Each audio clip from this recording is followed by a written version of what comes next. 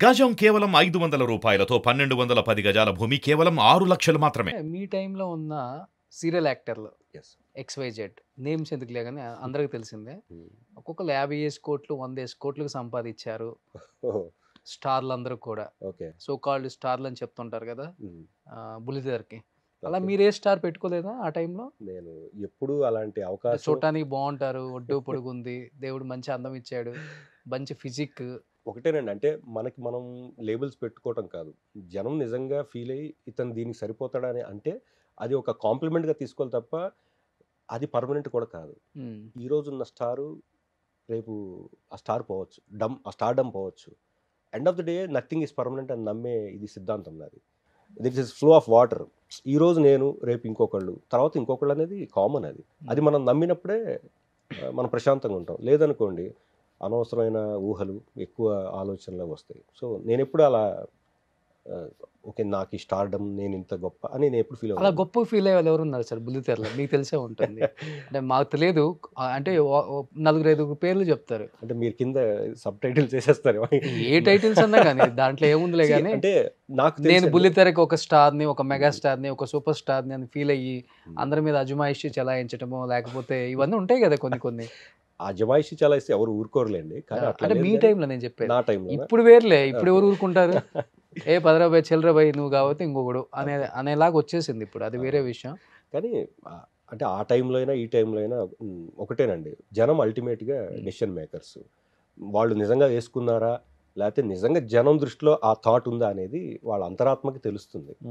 But కొంతమంది దాన్ని ఏమంటారంటే ఓవర్‌కమ్ చేసేసి మనకెందుకు ఇవన్నీ మనం ఏమనుకున్నాం మనమే కరెక్ట్ అని ఫీల్ అయిన వాళ్ళు ఉండొచ్చేమో. ఉన్నారా?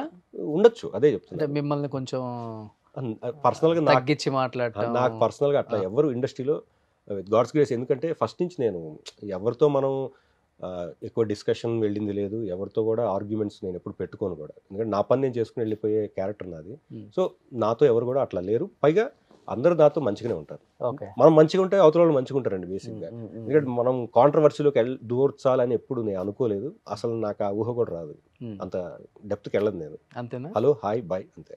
ఈ సినిమా అప్పుడు ఎందుకు సిరి హనుమంత్ మీద ఏదో కామెంట్ చేయాల్సి వచ్చింది మీరు? నేను కామెంట్ అసలు చేయలేదు వాస్తవానికి. అయితే కొన్ని ఛానల్స్ వాళ్ళు దాన్ని వేరేగా వేశారు. ఏం చెప్పారు అసలు మీరు? అంటే అక్కడ ఏం జరిగిందంటే సిరి హనుమంత్ అప్పుడు తను అప్పుడప్పుడే ప్రూవ్ చేసుకుంది. She is a wonderful actress and తను చాలా కష్టపడి చేసింది సినిమా కూడా. ఆ సినిమాలో ప్రమోషన్కి తను టైం కేటాయించలేదు.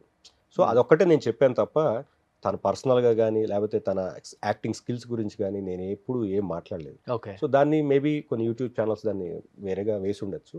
బట్ ఇప్పటికీ చెప్తాను she is a wonderful actress. బాగా చేసింది అండ్ ఆ ప్రాజెక్ట్లో చాలా కష్టపడి చేసింది.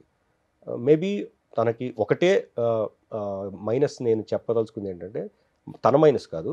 మేబీ మేము అనుకున్నంత అమౌంట్ తనకి ఇవ్వలేదు. ఫస్ట్ ఏదైతే మాట్లాడుకున్నారో అంత అమౌంట్ ఇవ్వలేదు. ఎందుకంటే ఆల్రెడీ అది చాలా లాస్లో వెళ్తున్నట్టు అనిపించి అనుకున్నంత డబ్బులు ఇవ్వలేదు లాస్ట్. ఓకే. అదొక్కటే రీజన్. అందుకని టైం ఇవ్వలేదు అనుకోవచ్చు. మేబీ మేబీ ఎందుకు అంటే కేవలం డబ్బనే కాదు. మేబీ తను అప్పుడప్పుడే ప్రూవ్ చేసుకుంటూ ఉంది. మేబీ ఈ చిన్న ప్రాజెక్ట్ చేశాను కదా దీనివల్ల మనం అది ఎక్స్పోజ్ చేయడం అవసరమా అని ఉద్దేశం కూడా ఉండి ఉండొచ్చు. But end of the day she is a good person. మంచి అమ్మాయి, బాగా కష్టపడి చేసింది, గుడ్ యాక్ట్రెస్.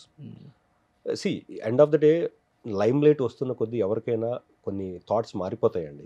మేబీ ఈ రోజున ఇక్కడ ఉండి నేను మామూలుగా మాట్లాడు రేపు పొద్దున ఒక 10 సినిమాలు పెడితే నా థాట్ ప్రాసెస్ మారచ్చేమో. బట్ కొంతమంది ఫాస్ట్గా మారుతారు, కొంతమంది స్లోగా మారుతారు, కొంతమంది అస్సలు మారరు. ఇలా 3 కేటగిరీస్ ఉంటాయి. అది ఎవరు ఏ కేటగిరీ అనేది మనం చూసే వాళ్ళకి మనకు అర్థమైపోతుంది. బాగా కొట్టి పిండేశారు ఇక్కడంతా. చూసిన అనుభవం అంతే.